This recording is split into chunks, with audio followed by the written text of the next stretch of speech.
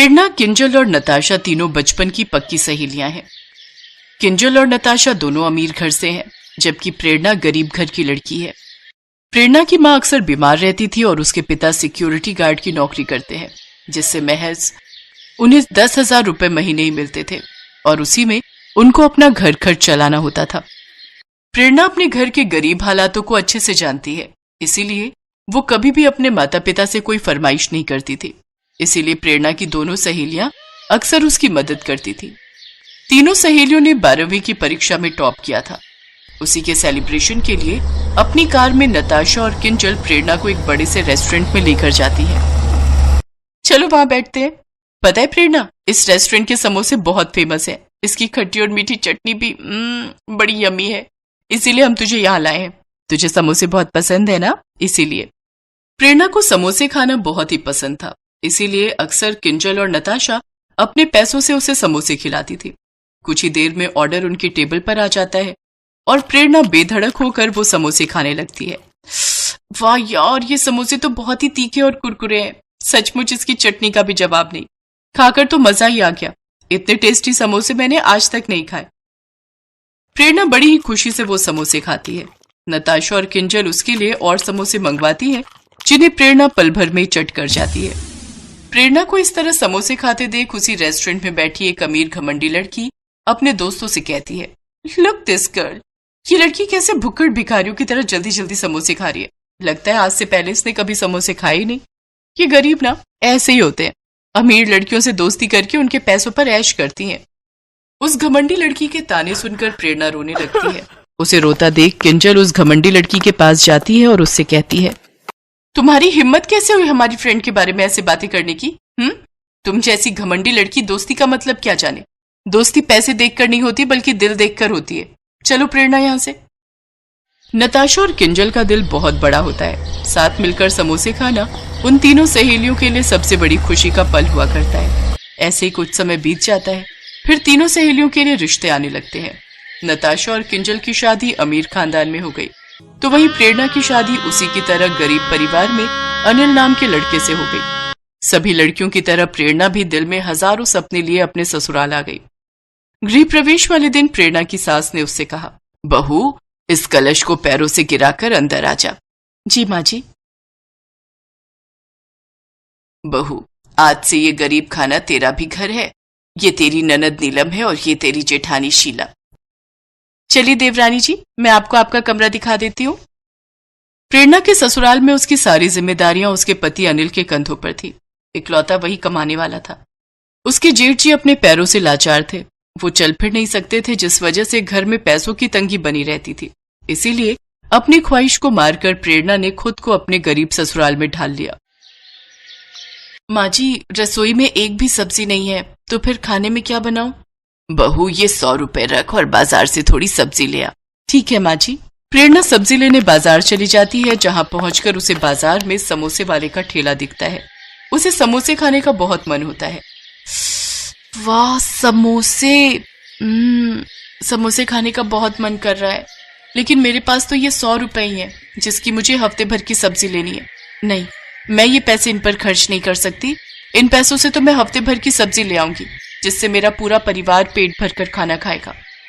ये सोचकर प्रेरणा सब्जी लेकर घर लौट आती है, लेकिन समोसे देखकर बार बार उसके मन में अपनी सहेलियों के साथ खाए हुए समोसे के पुराने दिन याद आते हैं। घर पहुंचकर अनु सब्जी के थैले में झांकते हुए कहती है, चाची चाची, आप मेरे लिए समोसे नहीं लाई?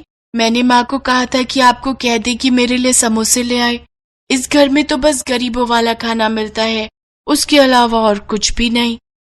अनु, मेरी पोती, ऐसा नहीं कहते। जा बाहर देख, तेरी सहेलियां तुझे खेलने के लिए बुलाने आई हैं। अक्सर प्रेरणा जब भी बाजार जाती तो उसका समोसे खाने का बहुत मन करता, लेकिन वो अक्सर अपना मन मार कर रह जाती। एक रोज नताशा और किंजल प्रेरणा से मिलने उसके ससुराल आती हैं। किंजल, आज प्रेरणा में देखकर कितनी खुश होगी ना। वो देख, शायद यही उसका ससुराल है। चल अंदर चलते हैं। दोनों सहेलियां अंदर जाती हैं। प्रेरणा फटी पुरानी साड़ी पहने चूल्हे में रोटी सेक रही होती है, जहां दोनों सहेलियां महंगी साड़ी पहने और हाथ में पर्स लिए उसके दरवाजे पर खड़ी होती हैं। जी, आप दोनों कौन? हमें प्रेरणा से मिलना है। अरे नताशा, किंजल, तुम दोनों! माँ जी, दीदी, ये मेरी सहेलियां हैं। उन दोनों को देख सभी चौंक जाते हैं। प्रेरणा, तुम अपनी सहेलियों के पास बैठो, मैं चाय लेकर आती हूँ। वो सभी अपनी हैसियत के अनुसार उन दोनों की खूब खातिरदारी करते हैं। अच्छा प्रेरणा, अब हम चलते हैं, मगर हम फिर आएंगे। दोनों वहां से चली जाती हैं। दोनों रास्ते में बात करते हुए जाती हैं। भले ही प्रेरणा के ससुराल वाले गरीब हैं, लेकिन वो सब दिल के बहुत अच्छे हैं। सही कहा, लेकिन मैं अक्सर सोचती थी कि प्रेरणा की शादी किसी अच्छे घर में हो, जहां उसे समोसे खाने के लिए तरसना नहीं पड़ेगा।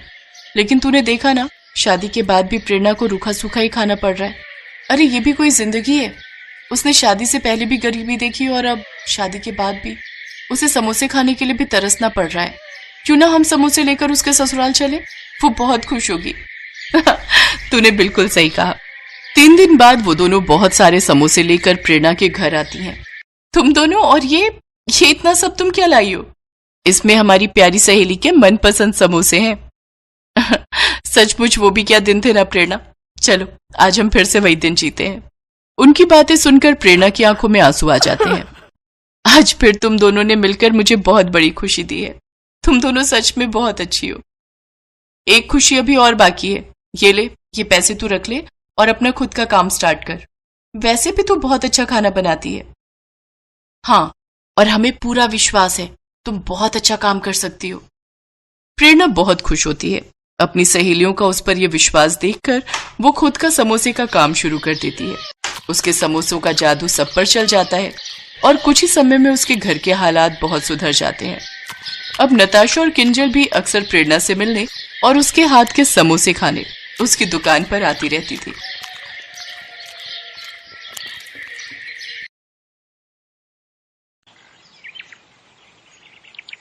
अरे वो देखो, मानव भैया आ गए। मानव भैया? ये तो वही है ना जो बड़ा आदमी बनने शहर गए थे कई साल पहले। हाँ, चलो चलकर देखते हैं कि ये वापस क्यों आए हैं। जब वो दोनों मानव के पास जाते हैं तो उसकी हालत बहुत ही खराब होती है। अरे मानव भाई, तुम तो शहर बड़े आदमी बनने गए थे ना, फिर आपका ये हाल? अभी ये सब वक्त नहीं है भाई कुछ भी बताने का। हम शहर से 300 किलोमीटर पैदल चलकर आए हैं और हम सब कई दिनों से भूखे हैं। अगर हो सके तो हमें राशन पानी कुछ दिन के लिए उधार दे दो भैया। तुम अपने घर जाओ और आराम करो मानव भाई। और रही खाने की बात, तो मैं गांव के मुखिया को बोल देता हूँ, वो कुछ दिनों का राशन पानी तुम्हारे घर भिजवा देंगे। आपका बहुत बहुत शुक्रिया किशोर भाई। मुखिया उनके घर 1 महीने का राशन पानी भिजवा देता है। सुनिए जी, आखिर कब तक हम इन गांव वालों से छुपा कर रखेंगे कि हम शहर से भागकर क्यों आए हैं? तो हम इन गांव वालों से क्या कहते कि शहर में रहकर हम पर इतना कर्जा हो गया और वो चुका न पाने की वजह से हम गांव वापस आए हैं। फिर तो ये हमें जो राशन पानी मिला है वो भी नहीं मिलता। ये तो आप ठीक कह रहे हैं जी। देखो रमा, जो किस्मत में लिखा है उसे कोई नहीं टाल सकता। चलो आप सो जाओ, रात बहुत हो गई है। मैं कल ही मुखिया से मिलकर काम की कोई बात करता हूँ। अगले दिन मानव मुखिया से मिलता है और अपने बेरोजगार होने की समस्या बताता है। देखो मानव, तुम इस गांव के बेटे हो और अब तुम इसी गांव में रहकर अपना कोई काम शुरू करो। आपने बिल्कुल सही कहा मुखिया जी। वैसे मैं शहर में सारा दिन ऑटो रिक्शा चलाता था और शाम को रमा और मैं पानी पूरी का ठेला लगाते थे। तो मैं सोच रहा हूँ कि क्यों ना मैं इस गांव में भी पानी पूरी बनाकर बेचूं। हाँ हाँ, ये तो बहुत ही अच्छा ख्याल है। वैसे भी अपने गांव में एक भी पानी पूरी वाला नहीं है। अपना खेत गिरवी रखकर मानव और रमा ने पानी पूरी का ठेला खोल लिया। वो ठेला लगाकर बैठे थे, तभी वहाँ उसका बचपन का दोस्त विनोद आ गया, जो कि एक गांव से दूसरे गांव तक ऑटो चलाता था। अरे वाह, आज मेरा दोस्त नए काम की शुरुआत कर रहा है, लेकिन तेरे चेहरे पर इतनी उदासी क्यों है? क्या बताऊं यार, ठेला लगाए पूरे 2 घंटे हो गए लेकिन अभी भी एक भी बोनी नहीं हुई। अच्छा बता, कितने की प्लेट दे रहा है तू इन गोलगप्पों की? भैया 10 रुपए के 5 गोलगप्पे हैं बस। अच्छा भाभी, फिर तो मेरे लिए 1 प्लेट लगा दीजिए। मानव उसको गोलगप्पे बनाकर खिलाने लगा। उनको चखते ही विनोद ने कहा, अरे वाह, ये तो सचमुच किसी अमृत समान है। कुछ ही दिनों में उनका पानी पूरी का काम बहुत अच्छे से चलने लगता है। एक दिन मुखिया जी उसके ठेले पर आते हैं। मानव, मैं तुमसे एक बात कहना चाहता हूँ। जी कहिए मुखिया जी।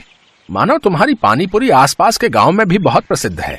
मैं चाहता हूँ कि तुम ढेर सारी पानी पूरी बनाओ और गांव के और आसपास के गांव वालों को भी ये पानी पूरी खिलाओ और आने वाले चुनाव में मेरे नाम का प्रचार करो। क्यों नहीं मुखिया जी, आपने मेरी मदद उस वक्त की थी जब मैं खाली हाथ इस गांव से लौटा था। तो भला मैं आपको इनकार कैसे कर सकता हूँ। मैं आपकी मदद जरूर करूंगा।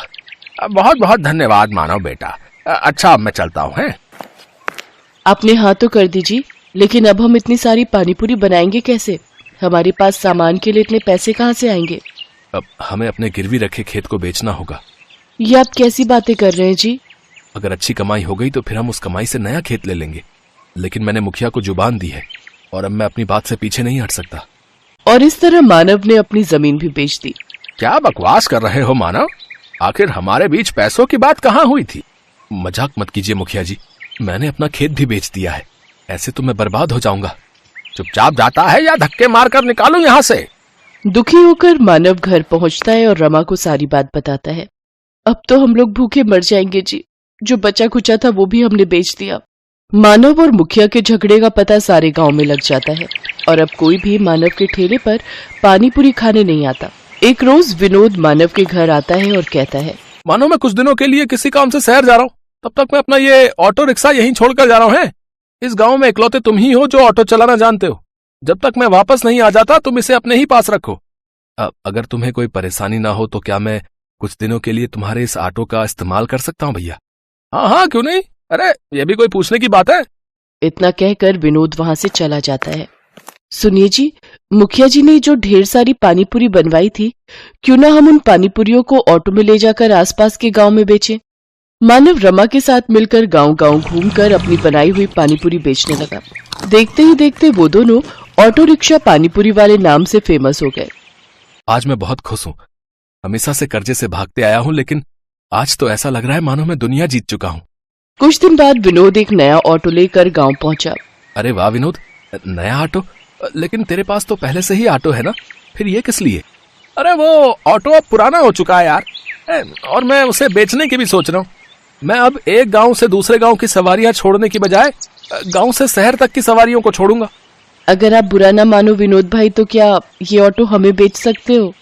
अरे ये भी कोई पूछने की बात है? आज से ये ऑटो आपका हुआ है। तेरी बड़ी मेहरबानी मेरे दोस्त।